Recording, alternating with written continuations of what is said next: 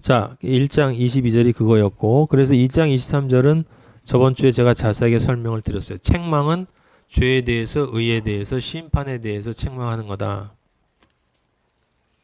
여러분들이 이걸 오해하시면 안 돼요. 책망이라는 단어를 아버지가 저한테 이거를 이 책망이라는 말을 너무 지나치게 오해하면 안 된다라고 말씀하셨는데 그게 무슨 뜻이었냐면 죄에 대해서, 의에 대해서, 심판에 대해서 책망한다 할 때 우리는 어떤 관점을 가지냐면 하나님이 너 죄인인데 그 죄를 깨닫지 못하고 있구나라고 하면서 그것을 잘못 알고 있는 것에 대해서 책망하는 것. 의에 대해서 예수 그리스도를 믿어야 의인데 예수 그리스도를 믿지 않기 때문에 의가 못 된다라고 하는 그 어리석음을 책망하는 거.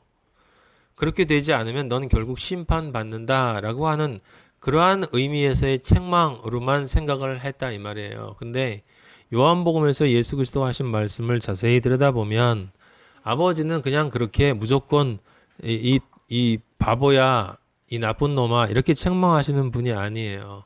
죄에 대해서 책망한다는 이야기는 책망은 잘못 아는 것을 고치라라고 하는 뜻이야. 그러니까 죄에 대해서 책망한다는 이야기는 네가 죄인이니까 너 죄를 고백해 임마라고 그냥 단순히 그렇게 책망하는 게 아니라 네가 죄인인데 죄를 고백해라고 하는 그 첫 번째 책망이 있고 두 번째는 뭐냐면 하지만 너는 그 죄를 네가 고백한다 하더라도 네가 그 죄 문제를 해결할 수가 없지. 그래서 내가 너의 죄를 위해서 내가 십자가에 죽었어.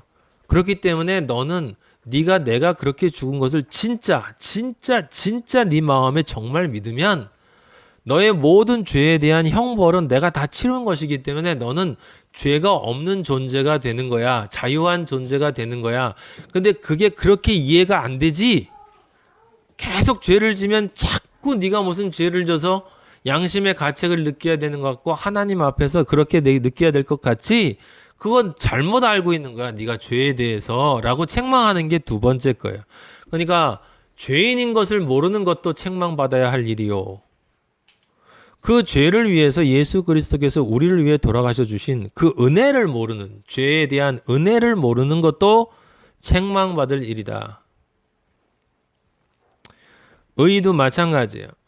죄를 해결하지 않으면 의가 될 수 없다. 근데 그 죄 문제를 해결하지 않고 있는 의를 원하지 않는 것에 대한 것도 책망을 하지만 진정 십자가의 도를 네가 진짜 이해하면 그러면 네가 의로운 존재가 되었다는 사실을 분명히 알 텐데도 불구하고 내가 하나님 아버지에게로 올라가서 내가 십자가에서 너를 위해 피 흘렸다는 것을 아버지에게 내 보혈의 잔을 보여드림으로 그것이 증거가 돼서 네가 의로운 존재가 되었는데 그거를 아직도 모르고 있으니 마치 죄인인 것처럼 행동하고 있는 그것을 또 책망하는 게 의에 대한 책망이야. 심판에 대한 책망도 네가 그렇게 죄와 의에 대해서 잘못 알고 있으면 너는 결국 심판을 받는다라고 하는 말도 되지만 동시에 이 심판은 사탄에게 이미 내려졌기 때문에 내가 사탄이 돼서 내가 죄의 덩어리가 돼서 저주받은 존재가 돼서 모든 심판을 받았기 때문에 너는 모든 심판으로부터 자유로워졌다라고 하는 그 은혜를 모르는 것에 대한 책망인 거예요. 그래서 세상 사람들은 이 종교인들은 이 양쪽을 다 모르고 한쪽으로 치우쳐. 한쪽으로. 그래서 한쪽은 가룟 유다가 돼서 끊임없이 양심의 가책을 느끼면서 내가 어떻게 이런가? 나는 어찌할꼬? 내가 이렇게 죄를 졌는데 과연 아버지 앞에 나갈 수가 있을까라고 하는 그 가룟 유다처럼 자기 목을 매는 어리석은 죄의 심판에 대한 책망을 성령으로부터 받는 게 아니라 자기 스스로 악령으로부터 성령의 자유를 받지 못하는 것이 하나 있고 또 하나는 예수 그리스도께서 죄의 의의 심판에 대해서 다 자유해 줬으니 네가 그걸 잘못 알고 있으면 안 돼. 넌 자유야 라고 하는 그 책망을 또 그걸 그냥 그렇게 공짜로 받아서 그래 나는 뭘 해도 자유야 라고 하면서 맹목적인 자유주의로 나가서 내가 무슨 죄를 짓건 나는 괜찮어 라고 하는 그러한 이쪽 극단으로 치우치는 두 종류가 있다 이 말이에요. 그래서 믿기만 하면 구원이야 라고 하는 가짜가 나오고 행위를 해야지 네가 뭔가 하나님 앞에 열정을 보여야지 새벽기도 빠지면 안 되고 헌금 반드시 드려야 되고 그 다음에 성교 여행 가야 하고 구제해야 되고 그런 것들을 네가 드리지 않으면 너는 그리스도인이 아니다라고 얘기하는 거 다 똑같은 이야기예요. 그래서 1장 23절, 1장 22절과 23절은 그래서 한 단어로 정리하면 뭐라고 그랬어요? 복음, 복음. 1장 22절은 너희 어리석은 자들, 거만한 자들, 미련한 자들이 누구예요? 우리들. 여러분 가운데 아직까지도 이런 사람이 있으면 안 되겠지. 이 어리석은 자들, 거만한 자들, 미련한 자들, 이게 혼돈과 공허와 흑암 속에 살고 있는 자들이야. 이들에게 예수 그리스도가 오셔서 책망을 하셨어. 성령을 통해서 책망을 하셔서 돌이켜라, 회개해라. 회개하면 그러면 네가 마리아 같은 깨끗한 존재가 될 수 있으니 그럼 그 다음에 내가 나의 성령이 너희 안에 들어가서 너와 연합되고 네의 영과 연합되고 내 영과 너의 영이 연합되어야만 성경이 영의 말씀으로 보인다. 이게 이 마지막 말이 중요한 거예요, 여러분. 다시 한번. 내 영이 너의 영과 연합되어야만 성경 말씀이 영의 말씀으로 보인다. 성경을 영의 말씀으로 읽어야 한다라는 사실을 네가 아는 것은 전혀 중요한 게 아니야. 영은 살리고 육은 죽인다라고 하는 그 말씀을 네가 아는 건 전혀 중요한 게 아니야. 중요한 건 나의 영이 너의 영과 연합되어져야 비로소 나의 영이 너의 영에게 성경을 해석하는 법을 알려주고 그것을 알려주어야만 네가 비로소 성경을 영으로 볼 수가 있는 거야. 근데 그것은 그 영과 영의 연합이 없이는 절대로 불가능한 거지. 그래서 영이 먼저 연합이 되어야 돼. 내가 나의 영을 너에게 부어주면 그러면 그 다음에 그 영의 연합을 통해서 내 말이 너희에게 드디어 처음으로 보이는 거야. 성경이 읽혀지기 시작하는 거야.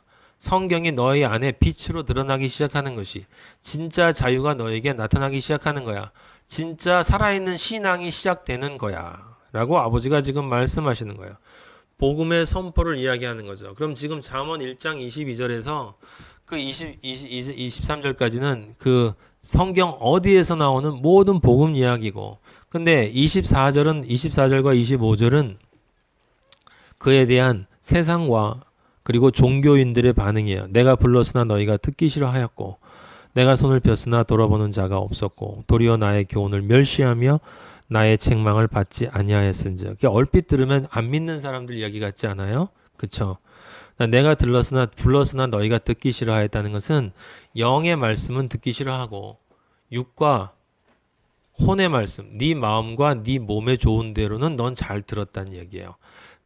다시 한번 내가 불렀는데 내가 성경 말씀을 너에게 줬는데 너희 앞에 있는 이 성경을 줬는데 너희가 듣기 싫어하였다는 얘기는 그 말을 듣기 싫어했다는 교회 안 나왔다는 얘기가 아니라 교회 나와서 그 성경 말씀을 네가 읽고 싶은 대로 읽었지. 네 몸이 원하는 선악과 행복, 네가 원하는 행복감을 위해서 성경을 읽었지. 그 관점으로. 그리고 네가 경험한 그 경험 관점으로 읽었지. 그게 뭐예요? 듣기 싫어한 거야.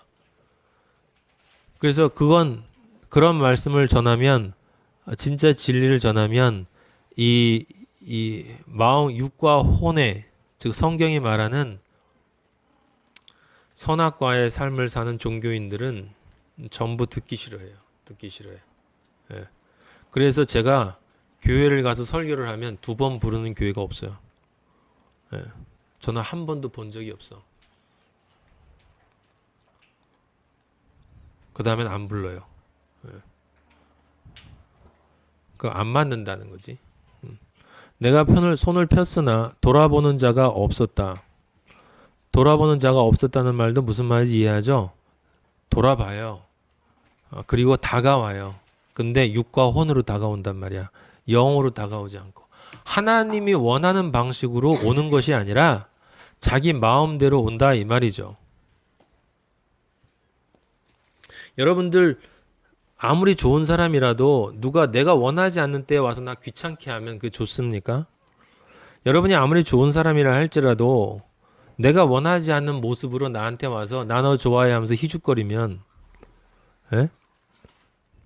제가 아무리 저의 아내 마리아를 사랑해도 내가 완전히 찌그러진 몰골로 가서 여보 당신 사랑해라고 얘기를 하면 보기 싫어요.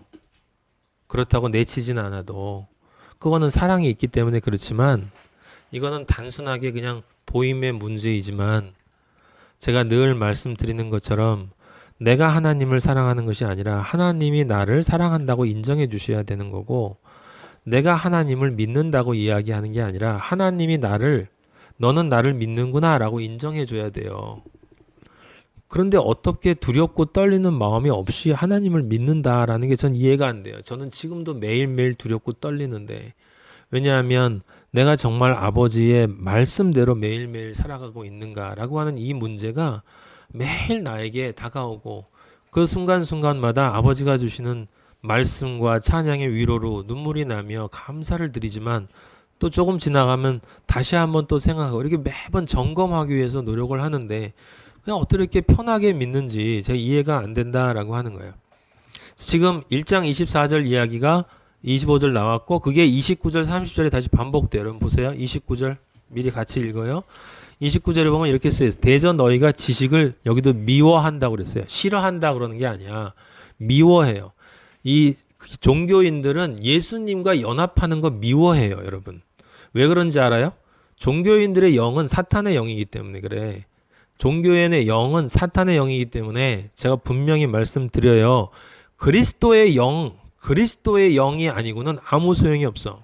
그리스도의 영이 아니고는 아무 소용이 없어요. 그래서 지식을 미워해요. 예. 세상 사람들은 우리 그리스도인에게 무관심해요. 무관심하다고. 관심이 없어. 그들은 그냥 먹고 사는 문제에 바쁘기 때문에. 근데 종교인들은 우리를 미워해요. 왜냐하면 우리가 선포를 하게 되면 그들이 틀렸다는 것이 드러나기 때문에, 예수 그리스도가 나타나니까 예수 그리스도를 미워하고 십자가에 못 박았어요. 예수님의 제자들도 똑같이 그렇게 했다라고 하는 거예요.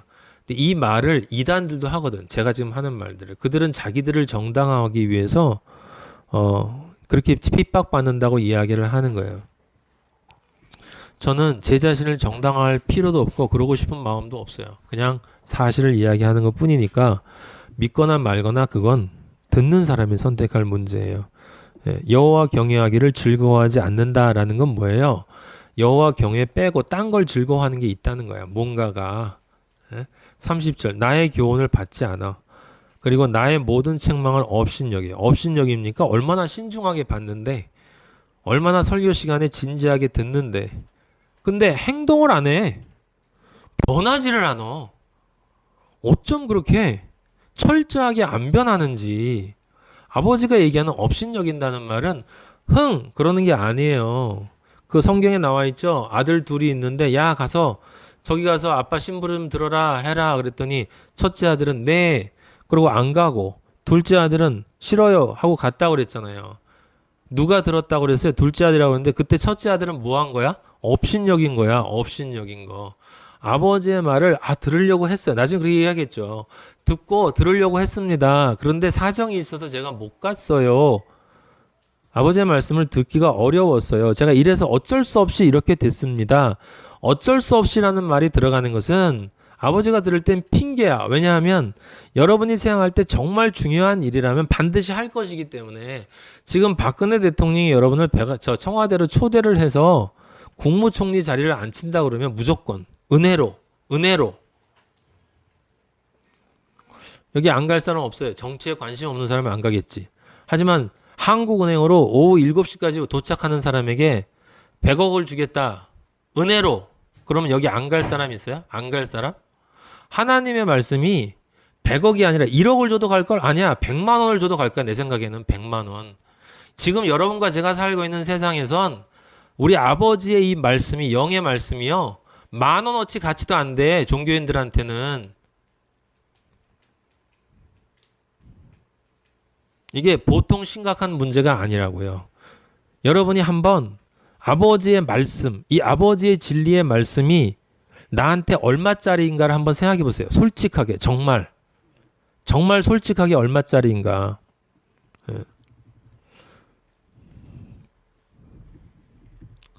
1,000만 원 정도는 됐으면 좋겠어.